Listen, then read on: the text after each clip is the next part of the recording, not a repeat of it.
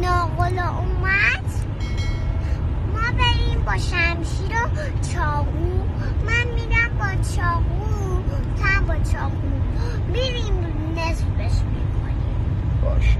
بعد اگه التماست کرد گفت تو رو خدا گندم من معذرت میخوام اشتباه کردم دیگه این کارو نمیکنم، تو چی کار میکنی؟